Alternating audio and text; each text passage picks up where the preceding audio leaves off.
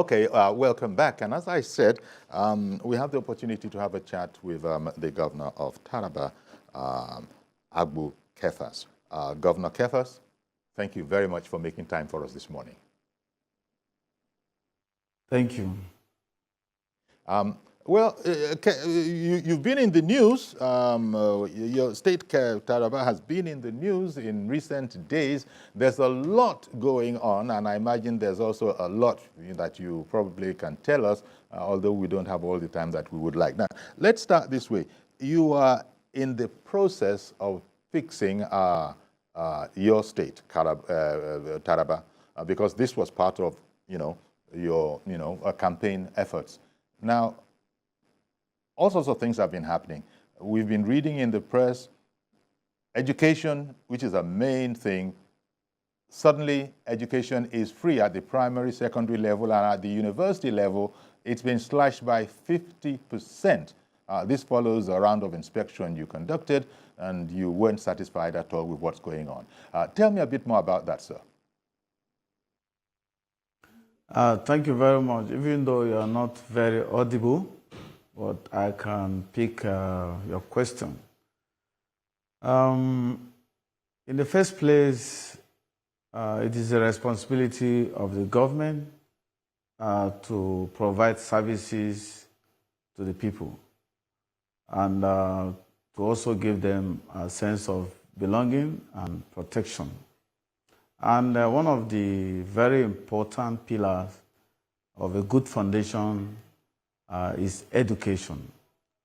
And as you can see, Taraba State is a little backward in terms of facilities and in terms of encouragement for children. And from the statistics that I gathered during my campaign, and that's why I made a promise during my campaign that secondary and primary school will be compulsory and free for all. In Taraba State, in the whole of the 16 local government, we have 2,070 primary schools, and we have 541,021 students in primary schools, and we have 16,400 teachers. While in secondary school, we have 281 secondary schools. We have 66,984 students, and then 4,062 teachers. This is a state where you have close to 4 million people.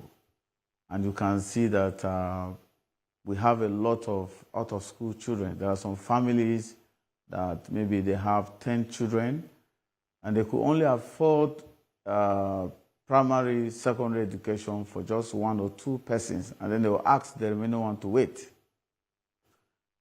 And it's our responsibility as a government to make sure that we cover the gap, and that is why I have to make this declaration that primary and secondary school is free and compulsory for all. Now, when the students graduate from secondary school and they gain admission into the university, the problem of sponsorship and school fees also comes up. So what do we do? So as part of palliative for the parents and the students, we needed to do that. We needed to slash the fees. So the government will sit down as a team to look at areas and what we can do to boost our economy and also to help to solve this problem. And that's why the government is there. We need to think out of the box. We need to be very proactive. We need to act. We need to be more responsible so that we reduce the issues of insecurity, people don't even having anything to do because they can't think much. But when you are educated, you will be exposed to so many things and you can make use of your initiative. So these are the basis in which we decide to take the decision we've taken. Now, while it's good news, no doubt, to the parents, especially of these students and their guardians. The truth, of course, is that there really is no free lunch. Somebody is paying for that lunch that is free to someone else. You started by saying that, well, you know, the state is not where it wants to be, you know, at the moment, but you're working on it. So you have to be as frugal as you can. This probably now links back into the, you know, the consortium of banks that you are talking to, you know, get, you know, a facility. I just wanted to know, is it internally generated revenue is going to be added to that? How this is going to be paid for, bearing in mind that that free lunch that somebody is enjoying, somebody is picking up the tab in another place. Thank you very much. We are working on the supplementary budget, and while we are meeting with the banks to know the kind of facility we can draw from them, and then we are working to ensure that our internally generated revenue goes up. And how do we intend to achieve that? We have very huge potentials in the area of mining, in the area of agriculture, in the area of tourism, and so many things that we can generate revenue to meet up with it. So if we have a responsibility, if we set a goal, and we commit ourselves in embarking on this project, we will be more responsible, we'll be thinking and working to see that we pay off some of this. But we need a stabilization fund to start up from somewhere, and then we'll be able to partner with people to see that we achieve our goals. So it is achievable as far as I am concerned. This, you know, this responsibility that you said government is going to face squarely and take on, there also is the matter of local council workers. I think there was a matter of they have not been able to be paid, and this has brought some, sort of, you know, discouragement to the system. Some other people are saying that is not quite as true, but luckily we have you. How much of a problem is payment of local council officials? And is it important into your overall plan of taking Taraba forward? Of course, every worker is worthy of his wages. If you work, you should be paid. So the issue of controversy is not there. Anybody that works will be paid. And if there are issues along the line, we're able to sit down and reason together, because all of us are from the state and all of us understand our problem. All we're trying to do is problem solving. Already we are paying pensions, we are taking them gradually, we are paying salaries, we are doing all that we need to do as a government. And the people know that we are very sincere in what we are trying to do. So there is much cooperation. But where there are some discrepancies or issues, we will always resolve them amicably. Okay, let me talk about, or shall I say, find out about the security situation in Taraba, because you've been busy in that regard. And I think this is, you know, probably your preserve. I mean, after all, you are a retired colonel of the Nigerian Army, so you are fairly in your element there. Give me an assessment, if you will, of the state of security, because security and development go hand in hand. What would be your assessment of the state of security in Taraba? Thank you. By my own assessment, based on my expertise and understanding of security, I would say that Taraba State is relatively peaceful, and the issue of achieving 100% or perfect or stable security is a work in progress. So what I'm doing now, I'm looking at areas where there's likely to be or indicators of crisis or anything, to work out solution to see how I can block that. And also we worked out our security plan for the future, where we will employ all the necessary technology, deploying of manpower from the federal troops and also local arrangements, where we engage all the communities, create awareness, speak to the traditional rulers, make them to be involved, make them to feel part of the government, and then to also use their own traditional method of securing their areas, giving information, intelligence, and early warning, and then the federal troops are there to respond to any event. What is the nature of the security challenges in Taraba? I mean, are we talking here about religious? Is it religious? Is it bandits, terrorists, communal clashes? What is the nature of the challenges to security in Taraba? Well, what is on ground now is maybe kidnapping in some instances, some areas. You talk about theft. You have people, because of poverty, hunger, they go to steal one thing or the other. You have things like ethnic disputes or crises, which they are also resolvable. It's just to make the people understand that they're important, they're part of the state, and get them engaged and give them responsibility. So these are some of the things we are witnessing. But because we have issues of kidnapping, banditry, herders and farmers clashes, and so on in Nigeria, there might be a kind of split over. So we will put everything in place to make sure that we mitigate that and stop some of these things from coming to our state, because we share border with Benue, we share border with Adamawa, we share border with Gombe, we share border with Plateau, also share border with Cameroon, and so on. So we are very conscious of our environment and our neighbors. So anything that is happening in those areas, threat to security, we know that if we don't keep our house in order, we can also experience that. But presently, I think what I've mentioned, there are things that you can see.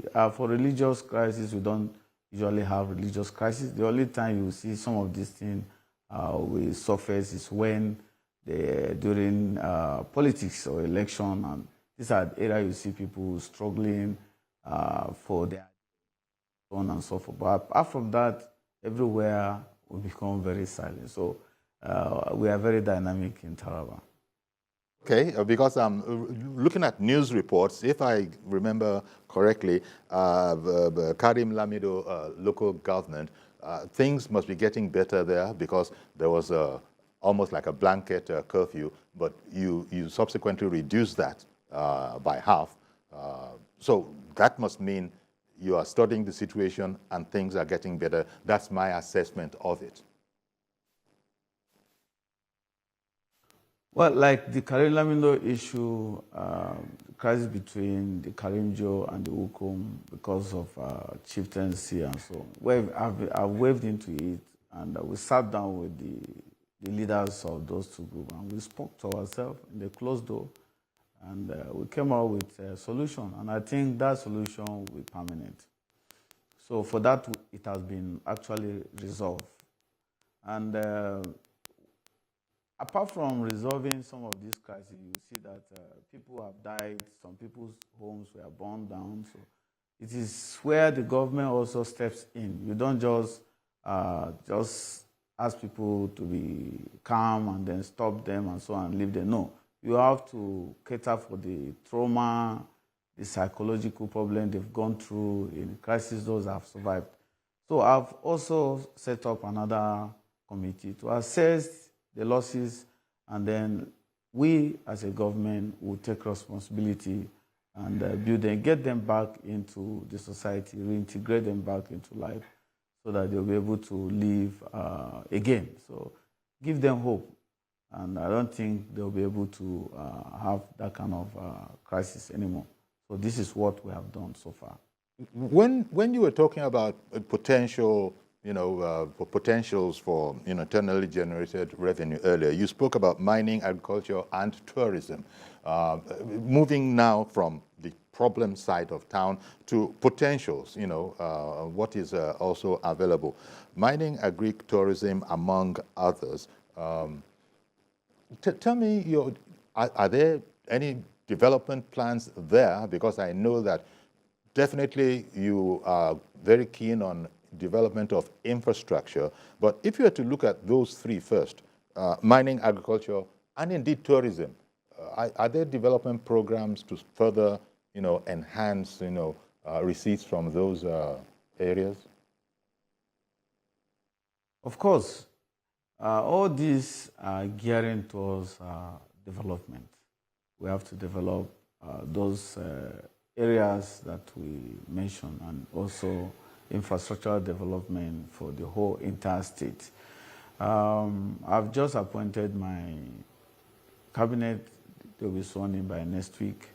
And we're going to have our executive council meeting, and then we'll sit down and look at how we can take them in stages based on the plans we have on ground.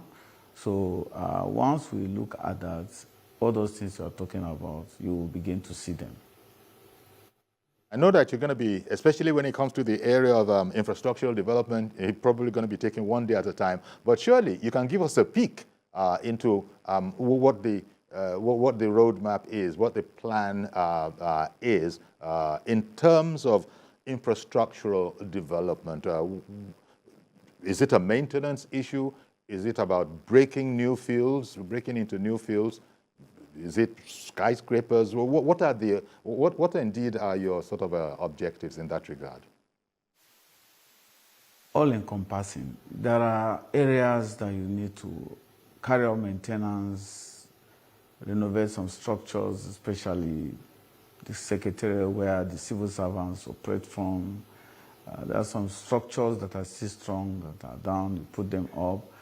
And you need to look at roads. There are some roads that need rehabilitation. There are some places that need new roads. You try to also link those roads to communities so that they can access certain facilities. And then you need to also lighten up the city, because any town that is not lighting up, that is dark, criminals can also take advantage of that to carry out some activities in the night. So these are things that we'll try to do them step by step as we get more resources, we get more support, and from investors, from people that want to partner with us. So we also make sure that some of these facilities are there. They need very good hospitality facilities, like good hotels, good public structures, and also like the stadium. We have a very big stadium in Jalingo, and we need to renovate and bring that stadium back to life so that sporting activities and so many things can commence. These are things that will attract people more to Taraba. Then the airport, which we have in Jalingo, we've gone 90%. The airport is open for flight. Very soon, commercial flights will start coming in. So these are things that we are trying to put in place and to ensure that people can use this facility, use this infrastructure to make progress, to do businesses, to assess areas, especially farmlands and the rest of things like that. Okay, Mr. Akonde in Abuja, thank you for holding on. Good morning to you. Go ahead, please. Good morning. Good morning, Mr. Yori. Good morning. Your Excellency, thank you. You started on a good note. But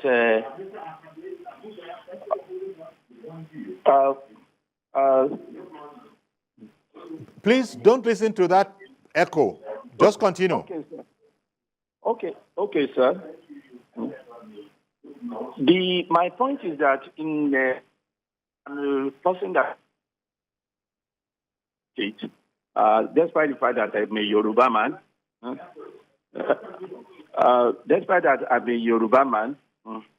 so what I want to know, out of 16 local governments in Taraba, is only 9 local governments that has electricity. What is the Mr. Governor doing about lighting up the rest of the local governments in Taraba? Actually, Taraba can fuel the whole nation, the whole country, if we can harness the resources that is in that state. That is number one.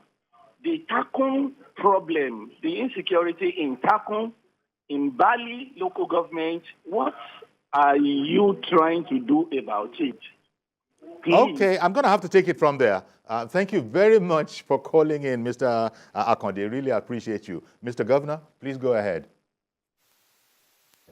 Thank you very much. Well, I don't know whether you are very familiar with Taraba, because the way you're talking, you've given us statistics about local government that have light and the ones that don't have light. You know, we're just a month old in this region. We are putting everything on the table, on the ground, to make sure that we revive things that need to be revived. We create what we need to create. Like in the area of electricity, we thank God for Mr. President for solving the issue, at least for states to be able to generate, distribute electricity. So we are going to look at that very well and see how we can link up the various local government with light, and the state headquarters, Jalingo, also with light. But these are things that we need time. We are working, we are taking them step by step to get there. And these are very important infrastructure, very important facility for business, for development, for anything that you have to do. Without energy or power or electricity, whatever you call it, you cannot achieve anything. So if you want people to be engaged in business, to make resources available, to create things, they must access some of these things, especially power. So it is our responsibility to engage the necessary stakeholders on that to see that we lighten up the state. So I want to assure you that it's one of the plans we have on ground. Okay. Well, as I said, we're delighted that you gave us, you made it yourself available for us. And you've just said that you're very, new, so people should maybe just, give a bit more time. But very, very briefly, in about 100 days, what are there one or two things that you hope the people would see in about 100 days? My own concept of 100 days probably is different from the way people think. At the end of 99 days, 100 days, I will come out and ask people, what do you think I've achieved? What do you, because I'm coming to serve the people. They are to assess me and tell me what I have done or achieved in 100 days, or what I have not been able to achieve in 100 days. Then I will now tell them, okay, probably I left this out.